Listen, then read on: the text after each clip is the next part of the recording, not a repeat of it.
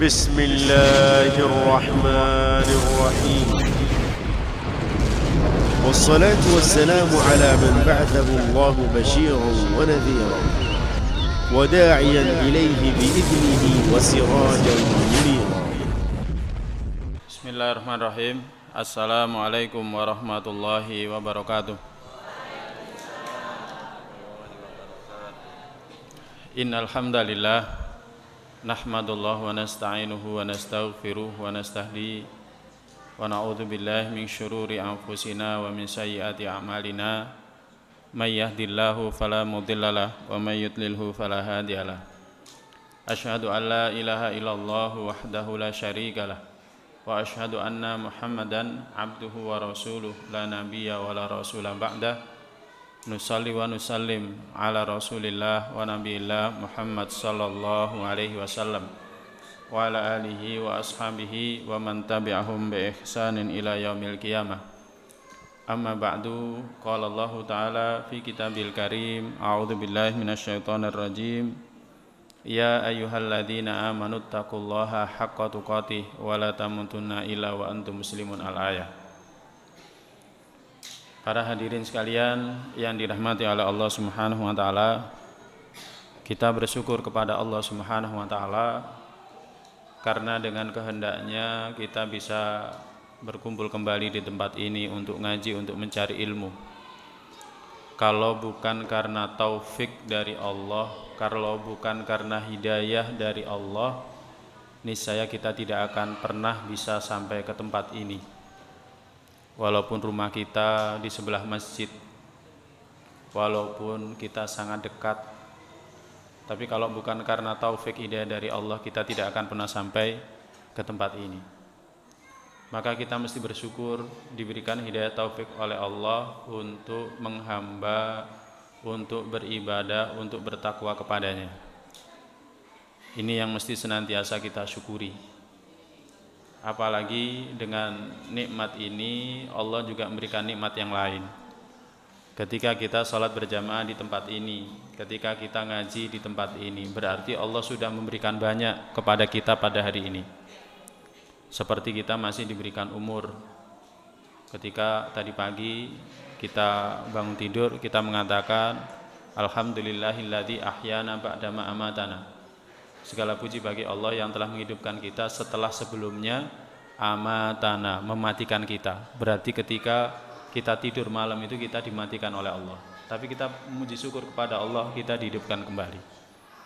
Demikian juga kita masih diberikan kesehatan. Semua anggota tubuh kita masih berfungsi. Mata kita masih bisa melihat. Sekiranya satu mata kita saja dibuat buta oleh Allah, pasti kita akan sedih. Demikian juga telinga kita, demikian juga dengan jantung kita, demikian juga dengan ginjal kita. Satu ginjal saja gagal, apalagi kedua-duanya gagal. Maka dalam 1 bulan kita harus mengeluarkan uang paling tidak 10 juta untuk mencuci darah kita.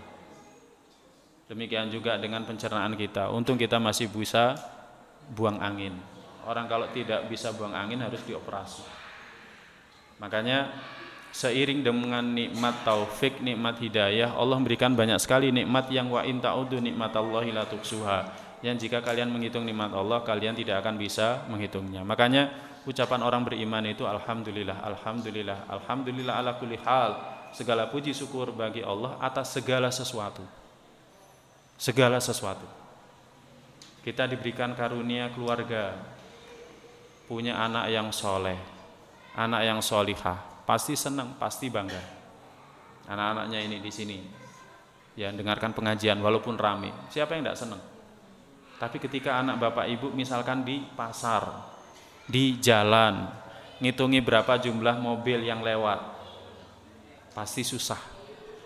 Ya, bapak ibunya pergi ke masjid, anaknya main di jalan. Kita mesti bersyukur anak-anak kita di sini. Nikmat suami yang salih, nikmat istri yang salihah. Makanya orang beriman harus senantiasa bersyukur kepada Allah atas semua nikmat yang Allah Azza wa Jalla berikan kepada kita. Dan tak lupa salawat serta salam adalah senantiasa kita sampaikan kepada junjungan kita Nabiullah Muhammad sallallahu alaihi wasallam suri tauladan yang sempurna, contoh yang tidak ada duanya yang mesti kita ikuti, yang mesti kita taati agar dalam kehidupan akhir kita dipertemukan, dikumpulkan dengannya, dengan keluarganya dan para sahabatnya di dalam surganya Allah Subhanahu wa taala. Amin ya rabbal alamin. Para jamaah sekalian yang dirahmati Allah, pada pertemuan kali ini kita akan membahas al-mautu kafaratun likullil muslim. Kematian itu adalah kafaroh bagi setiap orang Islam. Kafaroh niku napa? Kafaroh artinya penghapus dosa. Pada pertemuan sebelumnya kita bahas bahwa kematian itu sakit. Kematian itu sakit. Kita tidak boleh silau melihat kondisi materi. Oh, kok sepertinya dia meninggalnya tenang. Oh, belum tentu. Belum tentu. Karena kehidupan kematian dengan kehidupan yang hakiki seperti ini beda. Maka ketika Nabi SAW beritahukan kepada kita tentang beratnya kematian, kita beriman. Nah, beratnya kematian yang di situ banyak sekali sakit, kesakitan yang teramat sangat, itu menjadi kafaroh, menjadi penghapus dosa. Akan bisa menghapuskan semua dosa-dosa kita. Dan para jamaah sekalian yang dirahmati Allah, kita perlu dosa kita dihapuskan oleh Allah SWT. Jangan sampai ketika kita mati masih bawa dosa. Kalau kita mati bawa dosa kemudian dibalas dalam kehidupan akhir, balasan Allah sangat pedih. Mending dibalas dalam kehidupan dunia. Kalau ada orang melakukan perbuatan dosa kemudian ketahuan, misalkan dia ditangkap, dia dipenjara, dia seharusnya bersyukur. Karena itu akan menjadi penghapus dosa dia. Tapi kalau dia melakukan dosa tapi dia jaya dengan perbuatan dosa dia, harus hati-hati. Orang seperti itu istidraj, dielem sama Allah. Nanti dalam kehidupan akhir nanti dibalas dosa dia, tapi balasan dalam kehidupan akhir itu lebih pedih. Azab Allah itu sangat pedih. Nabi SAW bersabda, sebagaimana diriwayatkan oleh Anas bin Malik radhiyallahu ta'ala anhu, Nabi bersabda, al-mautu kafaratun likulli muslim. Kematian itu adalah penghapus dosa bagi setiap muslim. Jadi kematian itu akan menghapus dosa setiap muslim. Nah, disebutkan dalam kitab ini, inna maka nal mautu kafaroh. Sesungguhnya saja kematian itu menjadi kafaroh, menjadi penghapus dosa. Karena apa? Karena likulli ma yalqahul mayyit. Karena setiap yang dialami oleh orang yang mati, fi maradihi minal alam, seperti sakit, ya kan, wal auja, panas. Orang ketika mati itu kan mesti panas, dingin, bahkan bukan hanya sekedar panas dingin, sekali ruh dikeluarkan dari jari jemari sampai melewati bagian tulang-tulang yang lain, itu kan lebih sakit daripada ditebas dengan pedang sebagaimana yang kemarin sudah kita kaji. Nah, sakitnya itu menjadi penghapus dosa. Sakitnya itu menjadi penghapus dosa. Karena apa? Karena Nabi SAW juga bersabda dalam hadis yang diriwayatkan oleh Imam Muslim. Nabi bersabda, "Ma min muslim yusibuhu adan." Tidaklah seorang muslim terkena duri, misalkan, terkena sakit, min maradin, ya, berupa penyakit, fama siwahu, atau yang lain. Jadi seorang muslim ketika dia sakit, ketika dia terkena sakit, illa hattallahu bihi sayyiatihi kama tahuttu syajaratu waraqaha. Kecuali setiap sakitnya itu Allah akan menghapuskan dosa-dosanya sebagaimana pohon itu menggugurkan daun-daunnya. Hadis diriwayatkan oleh Imam Muslim. Jadi setiap sakit yang menimpa seorang muslim, ini hadis ini umum. Apakah sakit itu ketika menjelang kematian dia, ataukah ketika dia dalam kondisi afiat seperti ini dia sakit? Maka setiap sakit yang menimpa, yang mengenai orang muslim itu menjadi penghapus dosa. Illa tahutu illa hatallahu sayyiati, kecuali Allah akan menghapuskan kesalahan-kesalahan dia. Makanya para jamaah, kalau para jamaah merasa sakit gitu kan, misalkan jalan kesandung, sabar, itu akan menghapuskan dosa. Seorang muslim ketika tertimpa musibah dari Allah itu, seorang manusia ketika tertimpa musibah dari Allah itu ada 4 macam.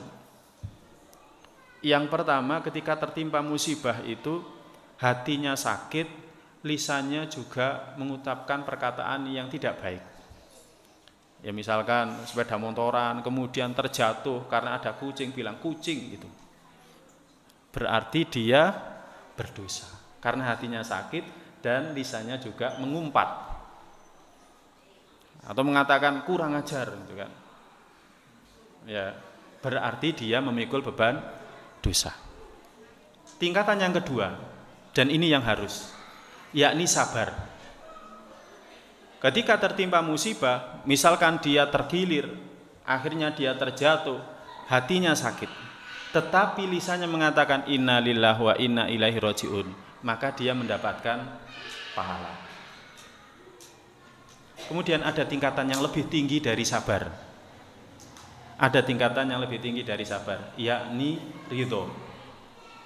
Ridho itu hatinya sakit, hatinya tidak sakit, hatinya rela, ucapannya juga menunjukkan kerelaan. Misalkan dia terjatuh, hatinya innalillahi wa inna ilaihi rajiun, wis enggak apa-apa, takdirnya. Jadi hatinya tidak sakit. Tapi kalau sabar itu hatinya masih sakit, tapi di lisannya dia istirja, dia mengatakan innalillahi wa inna ilaihi rajiun, dia dapat pahala. Apalagi kalau yang keempat, dia syukur, dia bersyukur. Jadi ketika dia tergilir itu, dia setelah mengatakan innalillahi wa inna ilaihi rajiun, alhamdulillah, hatinya tidak sakit, lisannya bersyukur.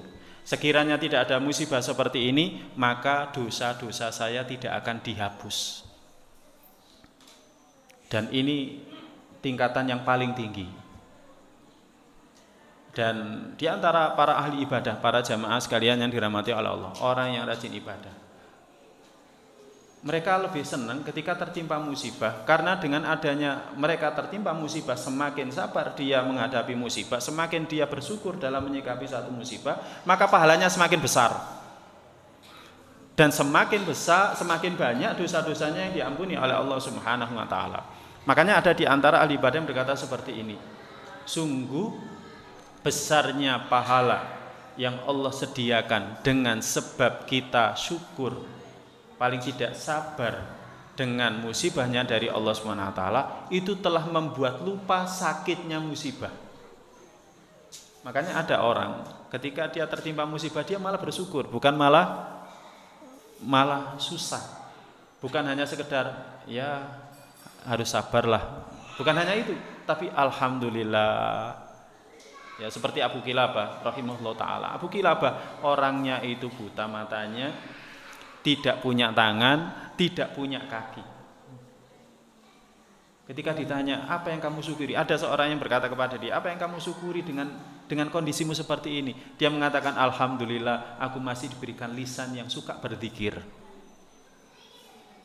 Jadi seperti itu, Abu Kilabah, seorang tabi'in yang sangat diinginkan oleh Umar bin Khattab radhiyallahu ta'ala untuk dijadikan seorang qadhi. Qadhi itu jabatan tertinggi dalam pemerintahan Islam.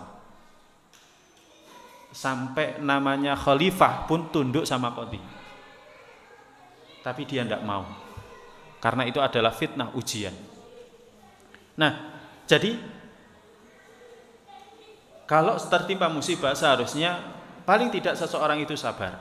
Karena dengan adanya sabar, seperti disebutkan dalam hadis ini, maka Allah akan menghapuskan kesalahan seseorang, bahkan akan menyediakan pahala yang lebih besar dari yang dia kira. Apalagi kalau dia ridho, apalagi kalau dia bersyukur. Makanya seorang muslim, para jamaah sekalian yang dirahmati oleh Allah, harus melatih dirinya, melatih. Ya mulai dari yang kecil-kecil.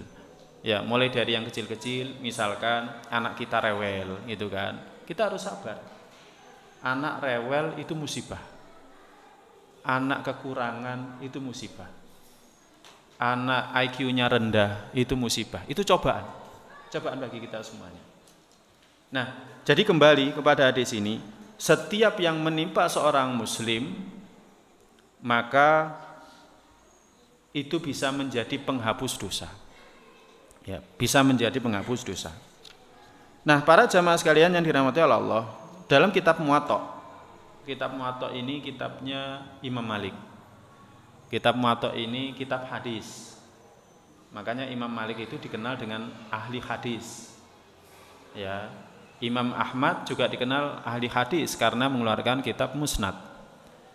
Kalau Imam Syafi'i mengeluarkan kitab Al-Um yang menunjukkan bahwa beliau rahimahullah taala itu ahli fikih betul. Ya, karena dalam kitab Al-Um itu isinya ijtihad beliau rahimahullah taala. Imam Malik meriwayatkan dari Abu Hurairah radhiyallahu taala anhu, Nabi sallallahu alaihi wasallam bersabda, "May yuridillahu bihi khairan." Siapa yang Allah inginkan kebaikan untuknya, yusib minhu, maka Allah akan berikan dia musibah. Allah akan berikan kepada dia musibah. Jadi kalau para jemaah melihat ada orang kok rajin sholat, sergap, tapi kok sering tertimpa musibah, berarti Allah inginkan kebaikan untuk orang itu. Tapi ada orang tidak pernah sholat, tidak pernah puasa, kok hidupnya sehat, nyaman, tenang, nikmat. Oh, jangan tertipu. Wah, orang itu kok enak ya. Kebanyakan orang kafir lah ngoten nggih. Orang kafir itu kaya, bisnisnya jaya, mobilnya banyak, rumahnya seperti istana. Enggak boleh tertipu. Nah, karena apa? Terhadap orang-orang Islam, Allah SWT ketika Allah menginginkan kebaikan kepada orang Islam, pasti dikasih musibah. Dan musibah itu 3 bentuk. Yang pertama, ya takdir. Ada yang dikasih wajah buruk rupa, ada yang dikasih cacat, ada yang dikasih sakit, ada yang dikasih miskin, ada yang dikasih kesempitan hidup. Itu yang pertama. Termasuk juga larangan Allah. Itu bagian dari cobaan. Kalau kita lulus dari menjauhi larangan Allah, ya berarti kita akan mendapatkan kebaikan dari Allah. Kemudian yang paling tinggi adalah melaksanakan perintah Allah. Ini termasuk cobaan. Seperti sholat jamaah. Ya, tadi biasakan anak-anak untuk senantiasa mendirikan sholat berjamaah. Nah, kalau mereka lulus dengan adanya sholat berjamaah, ya kan, berarti mereka termasuk yang Allah SWT kehendaki kebaikan kepada dia. Tapi kalau diajak sholat jamaah susah, sumpek, bahkan pengen meninggalkan masjid, yaitu diantara tanda Allah tidak menginginkan kebaikan untuknya. Nah, kembali kepada hadis ini, kalau Allah ingin kepada seorang hamba itu kebaikan, maka orang itu akan diberikan musibah. Maka bersyukurlah orang yang mendapatkan musibah, karena itu tanda Allah senang kepada dia. Jadi seperti itu. Nah, kemudian dalam khabar yang ma'thur disebutkan Allah Azza wa Jalla berfirman, "Inilah ukhriju ahadan minad dunya." Aku tidak ingin mengeluarkan seorang hamba dari kehidupan dunia. Ya, maksudnya aku tidak ingin mewafatkan seorang hamba. Wa ana uridu an arhamahu, sedangkan aku ingin merahmati dia. Jadi kalau ada orang mati, orang mau mati dan orang ini ingin dirahmati oleh Allah. Ada orang mau mati dan orang ini ingin dirahmati oleh Allah. Hatta ufiyau bikulli khati'atin kana amilaha, hingga aku balas semua kesalahan yang selama ini telah dia kerjakan. Jadi kalau ada orang yang ingin dirahmati oleh Allah, yang ingin sayangi oleh Allah, orang ini mau mati, ya kan? Maka Allah akan balas terlebih dahulu semua kesalahan yang telah dia lakukan dalam kehidupan dunia. Berupa sakoman fi jasadi, berupa sakit di jasad. Entah tangan terkilir, jari terkilir, kaki terkilir, entah sakit mata, sakit flu, ya kan? Apalagi yang berat-berat, sakit liver, sakit jantung dan lain sebagainya. Wa musibatan fi ahli wa waladi. Demikian juga dengan berupa musibah yang menimpa keluarganya dan anaknya. Jadi kalau Allah ingin mematikan seorang hamba, mewafatkan seorang hamba, padahal Allah ingin merahmati, menyayangi hamba ini, maka semua kesalahan dia akan dibalas sebelum matinya dia, berupa sakit di jasad, berupa musibah di keluarga dan anak. Ya misalkan istrinya sakit, istri sakit, suami merawat. Kalau istrinya sabar akan menghapuskan dosa-dosa dia, kalau suami sabar akan menghapuskan dosa suami. Jadi musibah yang menimpa satu keluarga itu juga diantara bentuk sarana di mana Allah ingin menghapuskan dosa kesalahan seorang hamba. Maka semestinya kita bersyukur ketika ada musibah itu. Ya, ketika kita ada musibah seharusnya kita bersyukur. Demikian juga ketika musibah itu menimpa anak kita, apapun bentuk musibah itu. Apakah anak kita sakit, anak kita IQ-nya rendah, anak kita pokoknya menurut kita itu adalah satu musibah. Atau bisa saja anak kita nakal. Para jamaah, kenapa sih anak kita nakal? Ya karena orang tuanya salah didiknya. Tapi kalau kita sudah merasa bahwa kita mendidiknya sudah benar seperti yang dilakukan Nabiullah Nuh alaihi salam, ya sudah, itu memang takdirnya. Jadi seperti itu. Nah, kalau kita mendapati musibah yang menimpa keluarga, demikian juga anak kita, maka itu diantara sarana yang bisa menghapuskan dosa-dosa kita. Kalau Allah menginginkan kebaikan kepada kita, pasti Allah akan memberikan semua musibah itu sehingga ketika kita mati kita tidak membawa dosa. Demikian juga wadhikan fi ma'ashi, kesempitan hidup. Ya, misalkan jualan itu kan, jualan tidak laku-laku, sudah membuat bahan untuk dijual, kemudian mau berangkat hujan deras, akhirnya tidak bisa jualan, akhirnya hari itu rugi. Kalau kita sabar ketika itu, maka itu akan bisa menghapuskan dosa-dosa kita. Atau kita sudah jalan gitu kan, kita nunggu sampai lama, nggak ada satupun orang yang membeli, kemudian kita bagikan kepada tetangga kita, kepada orang yang lebih membutuhkan, maka itu akan menjadi penghapus dosa. Wa iftaran fi rizki, demikian juga dengan kesulitan rizki. Hatta ablagha minhu mathaqil dzur, sampai pun sekecil apapun musibah itu. Sampai pun sekecil apapun musibah itu. Jadi semua musibah itu diperuntukkan oleh Allah kepada hambanya yang dia sayangi, yang dia cintai, untuk menghapuskan dosa-dosa dia. Fa in baqiya alaihi syai'un, tapi jika dosanya itu masih ada, para jamaah sekalian yang dirahmati oleh Allah, dosanya anak cucu Adam itu sangat banyak.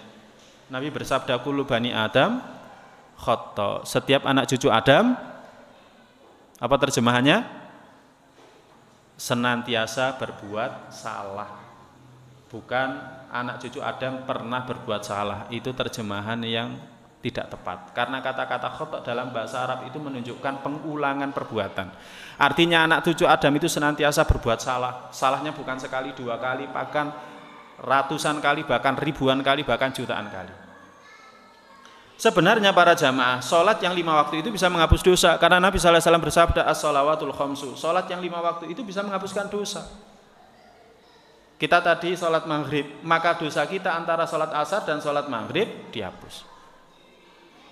Demikian juga sholat maghrib dengan sholat isya dihapus.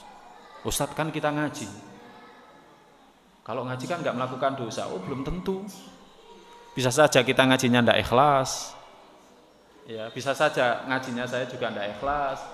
Bisa saja kita ngajinya tidak sungguh-sungguh. Jadi dosa itu yang tanpa kita sadari kita lakukan banyak sekali. Kalau dosa besar mungkin kita tidak melakukan. Nah, sholat 5 waktu itu bisa menghapuskan dosa. Al-Jum'atu ila Jum'ah, Jumat yang satu dengan Jumat berikutnya juga bisa menghapuskan dosa. Wa Ramadhanu ila Ramadhana, Ramadan yang satu dengan Ramadan berikutnya juga bisa menghapuskan dosa-dosa selama menjauhi perbuatan dosa besar. Demikian juga kalau kemarin kita puasa Asyura, setahun dosa kita akan diampuni. Puasa Arafah pun sama. Tapi karena saking banyaknya dosanya seorang hamba, ya, Sampai-sampai dengan amalan-amalan seperti itu, bahkan dengan sakit, ternyata dosanya masih ada. Kemudian dikatakan dalam kitab ini, fa in baqi alaihi syai'un, tapi jika dosanya masih ada, syaddatu alaihil maut, maka kematiannya akan aku buat keras. Kematiannya akan aku buat keras, hatta yufdiya ilayya kayaumin waladat ummu, hingga ketika dia menemuiku dalam keadaan sudah tidak bawa dosa sama sekali. Jadi ketika dosa kita ini masih ada sisanya, para jamaah, ketika dosa kita masih ada sisanya, maka kematian itu dibuat keras, dibuat susah.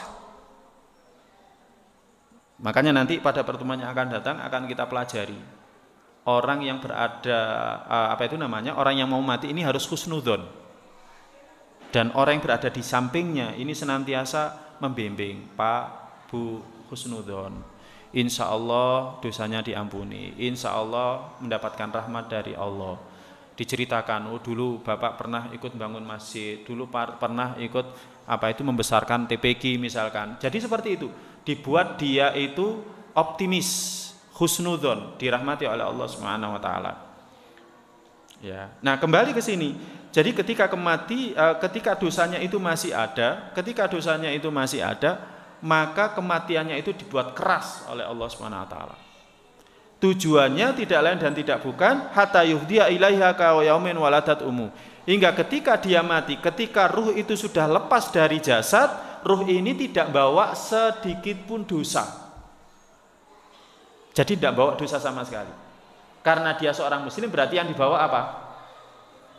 Hanya kebaikan dia. Dan ini yang nanti akan dibalas. Ini yang nanti akan dibalas.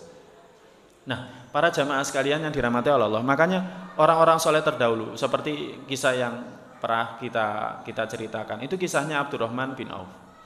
Abdurrahman bin Auf ini salah satu sahabat yang kaya, di antara sahabat yang kaya, ya, kaya. Dia itu sampai bingung, kekayaannya disedekahkan, ya tidak habis-habis, disedekahkan, balik lagi banyak, disedekahkan lagi, balik lagi, terus seperti itu. Pernah suatu ketika dihidangkan hidangan buka puasa kepadanya, dia menangis. Dia nangis karena teringat sahabatnya yang mulia Mu'adz bin Jabal ketika wafat dalam perang Uhud, ya, untuk menutupi jasadnya itu, kalau ditutupkan kepalanya kakinya kelihatan. Kalau ditutupkan kakinya kepalanya kelihatan. Abdurrahman bin Auf akhirnya menangis. Dia menolak untuk makan hidangan buka puasa yang sudah disediakan oleh putranya. Dia hanya mengatakan seperti ini, saya khawatir ini adalah kenikmatan yang disegerakan. Apa artinya? Para jamaah sekalian yang dirahmati Allah, orang beriman itu sangat berharap balasan dari Allah dalam kehidupan akhir. Misalkan sekarang kita sedekah untuk masjid ini, tidak pingin dapat balasan, oh sedekah cek sugi, tidak. Bukan itu. Tetapi sedekah biar nanti dibalas oleh Allah dalam kehidupan akhir. Pakai jilbab biar disayang sama suami, tidak. Pakai jilbab karena perintah Allah agar dibalas dengan balasan yang baik dalam kehidupan akhir. Jadi seperti itu. Jadi orang beriman senantiasa mengharapkan balasan dalam kehidupan akhir.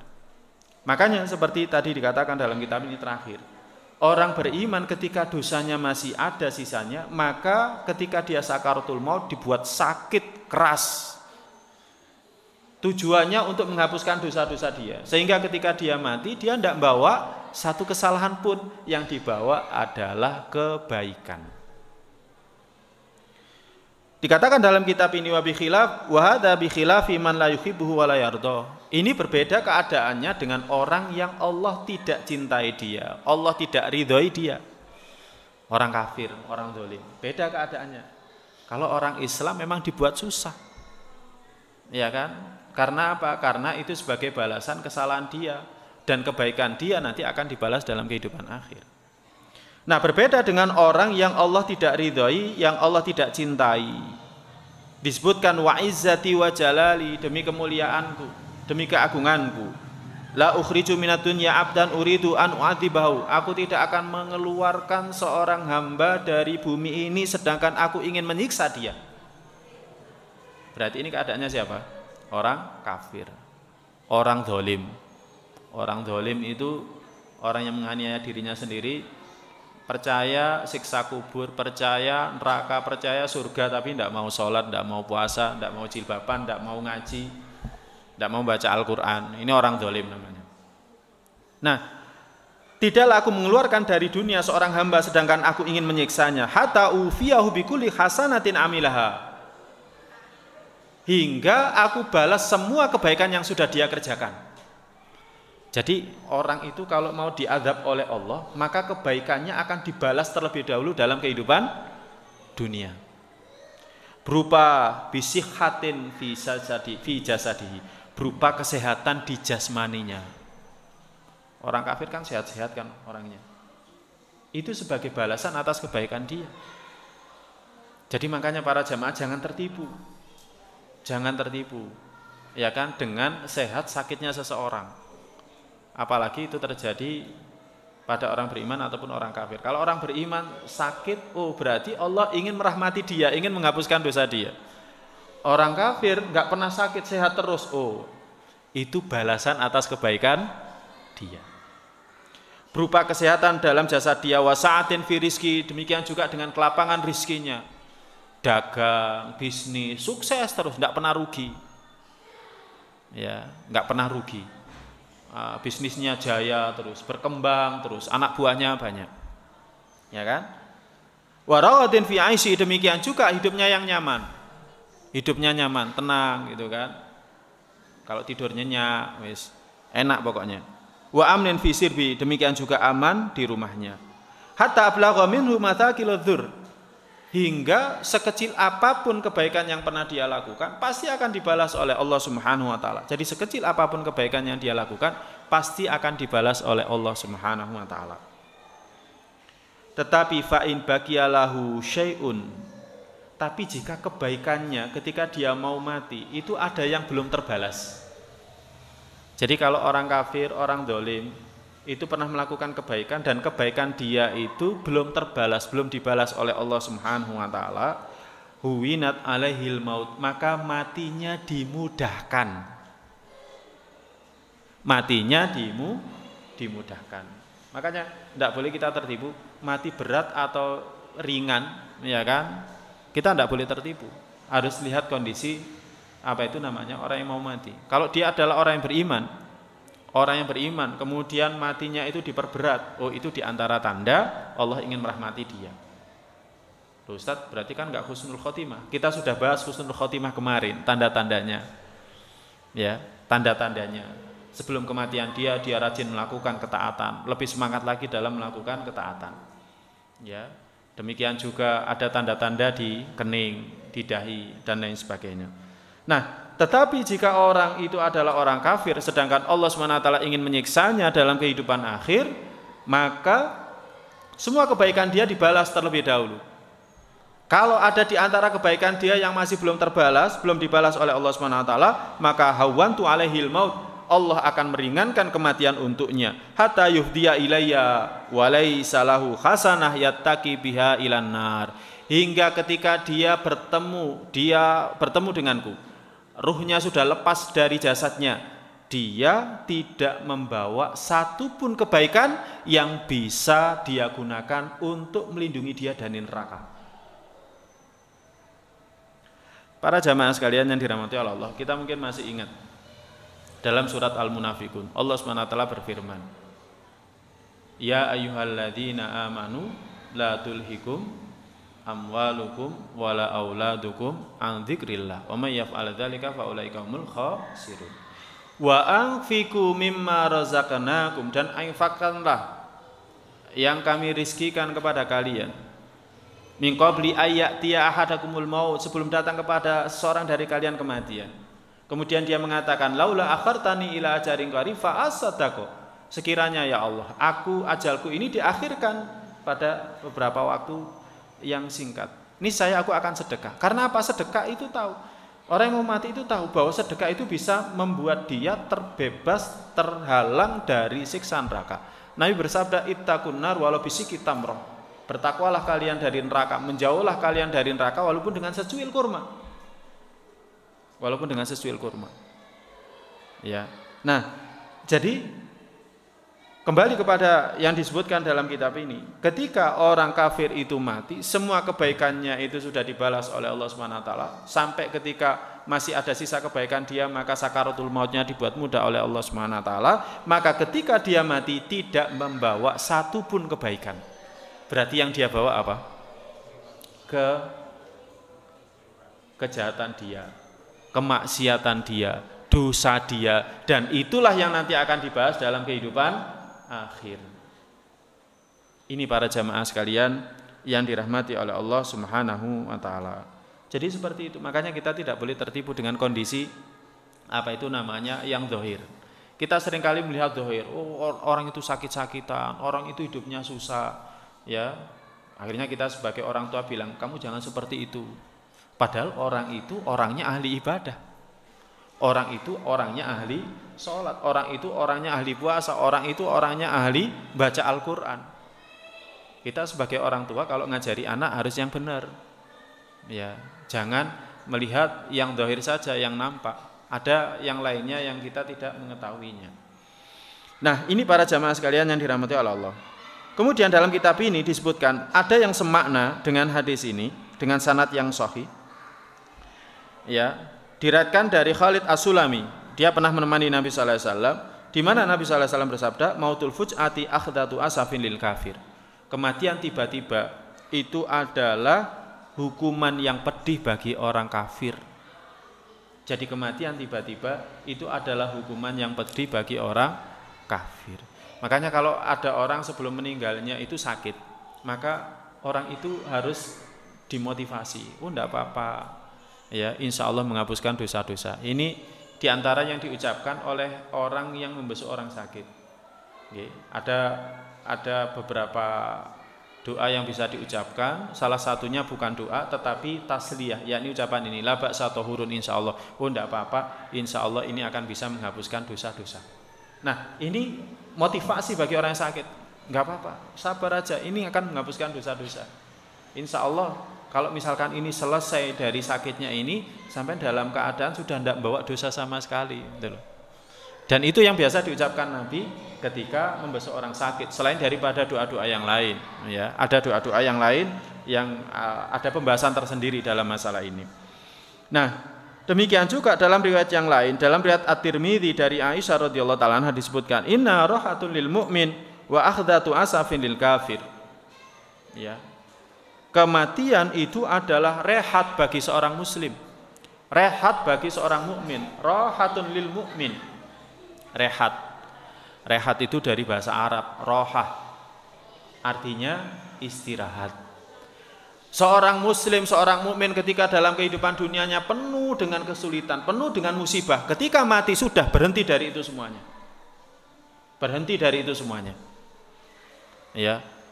Apa itu namanya, mulai bangun pagi, sholat subuh jamaah, kemudian setelah itu kerja, diniati mencari rizki karena melaksanakan perintah Allah SWT, dapat rizki diinfakkan kepada anak dan istri, kemudian sholat zuhur, kemudian istirahat sesaat mengikuti sunnah Nabi, kemudian setelah itu sholat asar, pada asar melakukan aktivitas sosial seperti ini, ya kan, kemudian sholat maghrib, pada maghrib ngisi ngajari ngaji anak-anak, kemudian sholat isya, pada isya kumpul sama keluarga, yang suami memenuhi hak istri, ya kan, kumpul bareng, istri juga ngobrol dengan suami, kumpul dengan anak-anak, ya kan. Kita melakukan apa itu namanya, sesuatu yang sulit, susah. Ya, kadang kita sudah bosan lihat istri, tapi kita kuat-kuatkan untuk kumpul dengan istri karena ini bagian dari ibadah. Ya, istrinya juga gitu, bosan sama suaminya gitu kan. Ya, lihat suami kok susah, ya, tidak pernah keluar dari sakunya sepeser pun kalau tidak diminta, misalkan seperti itu, susah, ya kan. Nah, tetapi ketika seseorang itu mati, apalagi kalau misalkan dalam kehidupannya dia sering sakit, ketika dia mati maka dia rehat, sudah istirahat dari semua kesulitan itu, dan itu adalah awal dari kenikmatan abadi yang akan dia dapatkan sampai kehidupan akhir nanti. Tetapi orang kafir ketika dia mati dunianya dia sudah merasakan kenikmatan, kelapangan, kelezatan dan lain sebagainya. Ketika dia mati itu adalah awal kesulitan abadi, awal kesusahan abadi. Mereka disiksa terus di dalam kehidupan barzakh, apalagi dalam kehidupan akhir, ndak henti-henti. Saya pernah menyampaikan kajian tentang masalah ini. Orang dolim, orang kafir itu menyesal sampai di neraka, dan ucapan mereka diabadikan oleh Allah Subhanahu wa taala, diabadikan dalam Al-Qur'an. Artinya apa? Itulah nanti yang akan diucapkan oleh orang zalim, orang kafir ketika di alam kubur, ketika nazak, ketika di alam kubur, ketika dibangkitkan di padang mahsyar, ketika melihat neraka, ketika berada di neraka, itu semuanya akan mereka ucapkan. Nah, ini para jamaah sekalian yang dirahmati oleh Allah Subhanahu wa taala. Maka dari itu, ya, seorang muslim seharusnya berbahagia ketika mendapati, seorang mukmin seharusnya berbahagia ketika mendapati ini semua. Ya, ketika mendapati ini semuanya dia berbahagia. Ada musibah, bersyukur. Makanya seperti tadi kita sampaikan, kalau bisa jangan hanya sabar. Sabar itu wajib dan kita dapat pahala. Syukur kalau kita bisa ridho, apalagi kita bisa berterima kasih, bersyukur. Alhamdulillah saya diberikan musibah, tetangga saya tidak diberikan musibah. Ya, dulu ada seorang seorang ibu-ibu itu sempat tanya, saya iri, masa orang-orang haji kok menceritakan musibah-musibah ketika dia menunaikan ibadah haji. Perasaan saya ibadah haji yang saya lakukan kok nggak ada musibahnya, nggak ada kesulitannya, kok enak saja gitu. Ini diantara bentuk muhasabah. Penting para jamaah, kita ini muhasabah. Kok enak ya ibu ini tertimpa musibah, kok aku nggak tertimpa musibah gitu. Ya bukan berarti mengharapkan musibah. Ya, bisa saja musibah setiap orang itu beda. Kita kalau istiqomah sholat jamaah, kita istiqomah memakmurkan masjid ini, kita istiqomah infak, ya itu diantara bentuk cobaan kita. Jadi beda, setiap orang itu kondisinya senantiasa berbeda.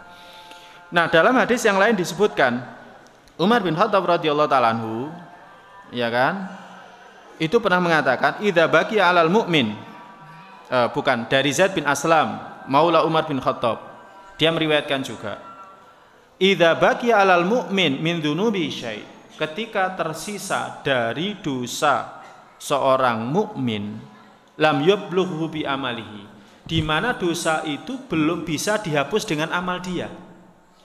Jadi para jamaah, di antara fungsi daripada amal perbuatan kita itu adalah menghapus dosa, selain daripada menambah pahala. Contohnya gini, dalam hadis itu disebutkan setiap orang yang wudhu di rumahnya, dia menyempurnakan wudhunya, kemudian dia melangkah ke masjid, maka setiap langkahnya itu bernilai 1 pahala, bisa menghapuskan 1 dosa dan meninggikan 1 derajat untuknya. Itu melangkah saja dari rumah ke masjid. Kalau sepedaan tidak disebutkan dalam hadis itu. Karena Nabi sekiranya menyebutkan bahwa pahala bersepedaan itu ada, pasti menyebutkan pahala orang naik kuda dari rumahnya ke masjid. Tapi pada kenyataannya nggak disebutkan. Berarti gak oleh pahala nih, gitu kan? Tapi tetap dapat pahala. Tapi hitungannya tidak hitungan seperti ini. Ya. Nah, jadi setiap kita melakukan kebaikan, melakukan amal saleh, maka bernilai 1 kebaikan, bernilai kebaikan dan bernilai juga menghapuskan dosa. Nah, ketika seorang mukmin amalnya itu belum bisa menghapus dosa-dosa dia, ya kan? Maka syuddida alaihil maut, maka ketika mati akan dikeraskan kematian dia. Liyablugha bisakaratil maut wa syadaidi darajatahu minal jannah, agar dengan susahnya kematian, dengan kerasnya kematian bisa mengantarkan dia masuk ke dalam surga. Surga itu tinggi. Jadi ketika kita punya dosa, satu sisi punya kebaikan, kalau dosanya ini masih ada, maka timbangannya kan seperti ini. Tapi kalau misalkan timbangan kebaikannya lebih tinggi, maka akan bisa mengantarkan seseorang masuk ke dalam surga. Wa innal kafir, adapun orang kafir, jika dia melakukan perbuatan ma'ruf, perbuatan baik dalam kehidupan dunia, maka dimudahkan kematian dia liyastakmila thawaba ma'rufihi, agar semua kebaikan dia itu terbalas tuntas dalam kehidupan dunia. Tsumma yasiru ilan nar, tapi nanti matinya masuk ke dalam neraka karena dia tidak membawa apa-apa ketika kematian dia kecuali dosa. Nah, yang terakhir dalam kitab ini disebutkan ucapan Abu Darda radhiyallahu ta'ala anhu. Abu Darda radhiyallahu ta'ala anhu ini sahabat yang terkenal zuhud. Dia di antara sahabat Nabi sallallahu alaihi wasallam yang sangat dikenal dengan kezuhudan dia. Dia mengatakan, ahabul maut istiyaqan ila rabbi. Kematian yang paling aku cintai itu adalah kematian yang mendatangkan rinduku kepada Rabbku. Bilal bin Rabah radhiyallahu ta'ala anhu ketika mau meninggal itu nangis. Ya, nangis. Tapi nangis apa itu namanya? Nangis bahagia. Istrinya bertanya, "Kenapa kamu menangis?" Ya, "Kenapa kamu menangis?" "Saya bukan menangisi apa yang akan saya tinggalkan, tidak. Saya menangis karena akan bertemu dengan kekasih saya." Bilal itu cintanya kepada Nabi itu sangat kuat. Saking kuatnya cintanya Bilal kepada Nabi sallallahu alaihi wasallam, sejak wafatnya Nabi, Bilal itu tidak pernah mau adzan. Tidak pernah mau adzan. Karena apa? Setiap kali dia mengatakan asyhadu anna Muhammadar Rasulullah, mesti dia nangis. Dan itu pertama kali terjadi ketika Nabi sallallahu alaihi wasallam wafat, dia tidak kuat, akhirnya tidak mau adzan. Kemudian suatu ketika pada masanya kekhalifahan Umar bin Khattab radhiyallahu ta'ala anhu, ketika Umar radhiyallahu ta'ala anhu berkunjung ke daerah perbatasan karena Bilal itu senantiasa ribat di daerah perbatasan, para orang-orang beriman itu minta kepada Umar, "Wahai Umar, tolong minta Bilal untuk adzan. Kami kangen sama adzan dia." Orang kalau biasanya adzan itu kan dikangeni ya. Ya. Jadi kalau biasanya adzan walaupun suaranya ndak enak itu loh, suatu ketika pasti dikangeni. Iki kok gak ono suarane maneng nyang ndi kan gitu kan. Nah, Bilal itu juga gitu dikangeni. Akhirnya diminta oleh oleh Umar radhiyallahu ta'ala untuk adzan. Sama ketika mengatakan asyhadu anna Muhammadar Rasulullah, Bilal gak kuat, akhirnya menangis. Ya. Jadi seperti itu. Jadi kecintaannya kepada Nabi sallallahu alaihi wasallam sangat besar. Nah, sama seperti itu, Abu Darda radhiyallahu ta'ala anhu juga gitu. Ahabul mauti, kematian yang paling aku cintai itu adalah yang mendatangkan kerinduanku kepada Rabbku. Ya, artinya orang kalau mau mati, sebenarnya kalau dikasih pilihan hidup abadi atau mati, para jamaah tanya, mau hidup abadi atau mati? Aman dah. Karena kalau mati, kita akan bertemu dengan Rabb kita. Kita akan bertemu dengan Rabb kita. Kita akan bertemu dengan apa itu namanya? Kalau orang soleh pasti akan dikumpulkan di apa itu namanya bersama dengan para malaikat, orang-orang yang soleh juga, gitu loh. Makanya para nabi ketika diberikan pilihan hidup abadi ataupun mati, mereka mesti jawabannya inda rafiqil a'la, di sisi apa itu namanya ar-rafiqil a'la, para malaikat yang ada di tempat yang tinggi, di sisi Rabb alam semesta. Jadi seperti itu. Nah, itu yang dikatakan Abu Darda radhiyallahu anhu. Wa habul maradi takfiran li khati'ati, dan sakit yang paling aku cintai adalah sakit yang bisa menghapuskan dosa-dosa. Ya, makanya para jamaah sekecil apapun sakit itu usahakan kita mengharapkan pahala dari Allah SWT. Entah tangan terkilir gitu kan, terjatuh atau tertusuk duri, tertusuk jarum gitu kan. Paling enggak sabarlah, walaupun hati sakit tetapi lisannya mengatakan innalillah. Jangan sampai hatinya sakit mengatakan oh kucing ini ya kan, udah enggak dapat pahala karena mencela. Syukur kalau kita tertusuk jarum, tertusuk duri, alhamdulillah saya kena musibah, mudah-mudahan mendatangkan pahala. Jadi seperti itu. Wallahu ta'ala bishawab. Mungkin ini yang bisa saya sampaikan. Kalau ada yang ingin ditanyakan, atau terakhir jam 7 gitu. Nggih, monggo. Nggih.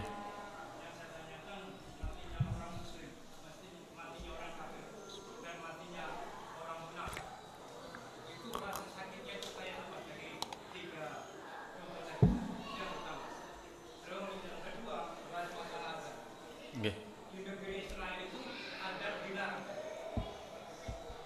Nggih. Nggih.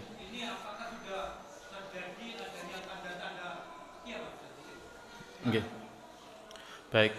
Bismillahirrahmanirrahim. Yang pertama, sakitnya kematian itu sudah kita jelaskan sebelumnya. Ya kan? Seperti setiap kali ruh itu kan dilepaskan mulai dari ujung jari jemari tangan dan kaki. Mulai dari ujung jari jemari tangan dan kaki. Ketika melewati satu ruas, itu sakitnya disebutkan dalam riwayat seperti 70 kali ditebas dengan pedang. Jadi sakit. Ya, sakit. Nah, tetapi karena orang beriman itu rela, ridho dengan kematian, maka mereka rela lepas. Mereka rela ketika ruh itu lepas dari jasad. Kalau orang kafir, karena dia lebih cinta sama dunia, dia tidak rela. Tidak rela. Ketika sudah ditarik sampai di sini dikembalikan, ditarik lagi dikembalikan. Padahal sekali tarikan itu seperti itu sakitnya. Ya, seperti itu sakitnya. Dan Aisyah radhiyallahu ta'ala anha itu pernah menceritakan ketika Nabi sallallahu alaihi wasallam di akhir hayatnya. Ya, di akhir hayatnya. Ya, di mana Nabi sallallahu alaihi wasallam saking sakitnya itu mengambil air, ditaruh di tangan, kemudian diusapkan di wajahnya. Kemudian Nabi sallallahu alaihi wasallam bersabda, "Inna lil mauti sakarat." Sesungguhnya kematian itu punya rasa sakit. Ya, dan Fatimah radhiyallahu ta'ala anha pernah ketika menemui Nabi sallallahu alaihi wasallam, Fatimah mengatakan, "Wahai Bapak, sakit." Iya, sakit. Sakit melebihi sakitnya seseorang dari kalian. Sakitnya 2 kali lipat seseorang dari kalian. Tetapi setelah ini tidak ada lagi sakit. Artinya orang kalau sudah mati sudah tidak ada lagi sakit. Ya, sampai nanti dalam kehidupan akhir di surga tidak ada sakit. Di surga tidak akan ada orang tertusuk duri. Ya, karena duri-duri di surga sudah ditiadakan. Ya, pohon sider, pohon bidara yang jadi pohon idola di surga itu tidak ada durinya. Setiap tempat duri mesti ditempati buah. Nah, jadi seperti itu. Jadi ini menunjukkan bahwa sakit ketika seseorang itu mati sakit. Ya, tapi bagaimana dengan orang kafir, orang munafik? Ya, yang jelas kalau seperti yang tadi disampaikan bisa saja kalau misalkan masih ada sisa kebaikan dia, maka Allah ringankan kematian dia. Tapi kalau semua kebaikan dia sudah dibalas, ya Allah buat dia sakit ketika menjalani sakaratul maut sebagai siksaan yang disegerakan dalam kehidupan dunia. Wallahu ta'ala bishawab. Ya, yang jelas keadaan setiap orang berbeda, ya kembali kepada hikmahnya Allah. Kemudian yang kedua, dengan yang terjadi di negerinya orang-orang Yahudi, ya kan, kebakaran. Sebenarnya kalau dikaitkan dengan tanda hari kiamat, sebenarnya tanda hari kiamat itu sudah ada sejak masanya Nabi.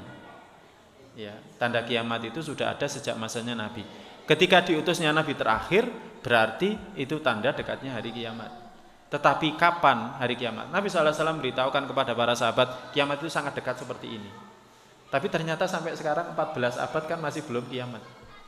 Tapi sudah disebutkan tanda-tandanya, ya kan? Di antara tanda-tandanya seperti kasratuz zalazil, banyaknya kegoncangan. Dan kita para jamaah kalau lihat berita di televisi itu hampir setiap hari ada berita gempa. Ya ini sudah tandanya. Tapi kapan? Ya belum. Ya yang jelas kita melihat tandanya. Oh ini tandanya, ini tandanya. Kita mengimani seperti yang dikatakan Nabi sallallahu alaihi wasallam. Nah, ketika Nabi sallallahu alaihi wasallam beritahukan hal seperti ini, kita ini diperintahkan untuk semakin mendekatkan diri kepada Allah. Kita harus semakin dekat kepada Allah, semakin bertakwa kepada Allah, semakin mendekatkan diri kepada Allah, agar kita dijauhkan dari semua fitnah itu, agar kita diselamatkan dunia kita, apalagi akhirat kita. Seperti itu, nggih. Monggo. Ini, oh iya wes, monggo. Misalkan orang itu sakitnya terlalu parah, kemudian dia tak kuat dengannya, berdoa minta mati, gimana? Nggih, boleh. Ya, dulu pernah kita bahas. Boleh. Tapi ada ulama mengatakan orang yang tidak takut mati itu orang sombong.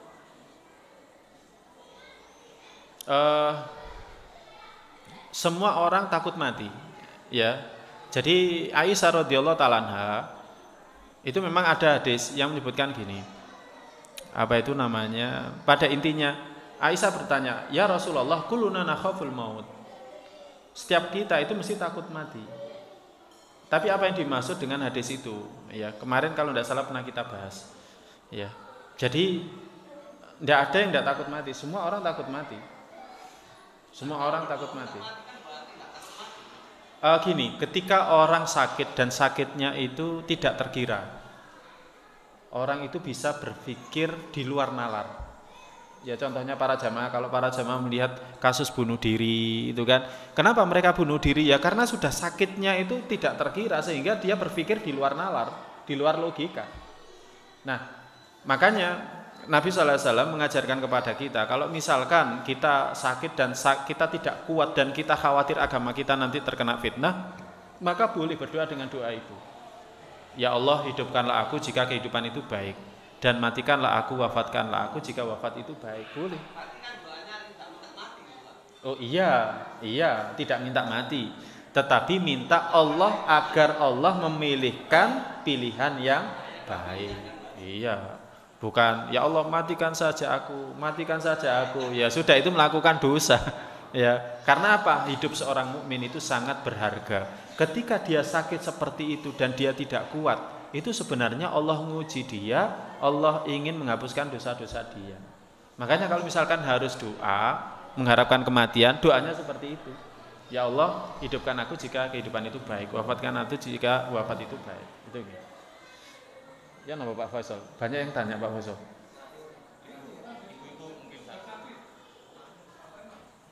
Nggih, monggo.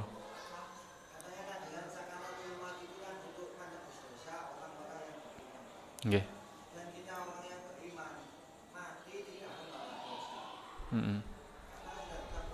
Iya.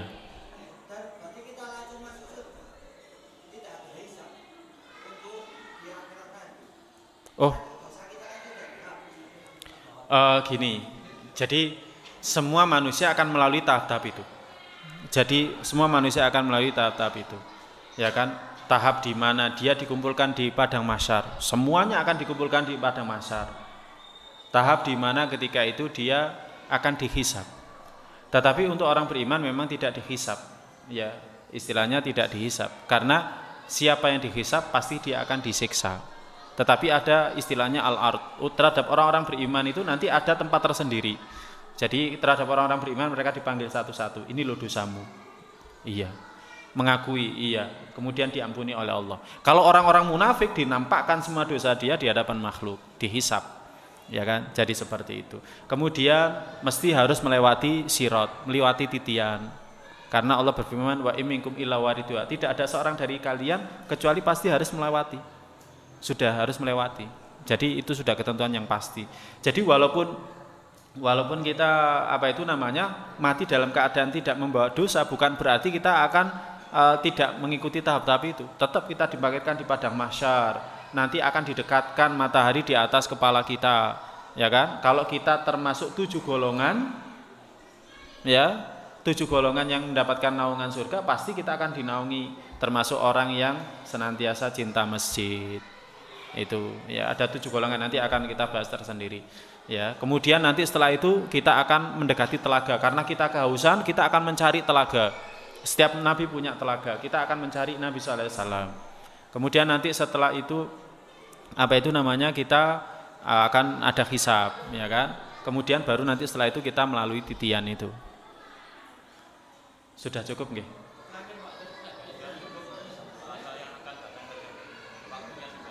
Waktunya sudah ini. Gini, kalau misalkan ada yang tanya nanti di luar forum saja, nggih, monggo mboten napa-napa.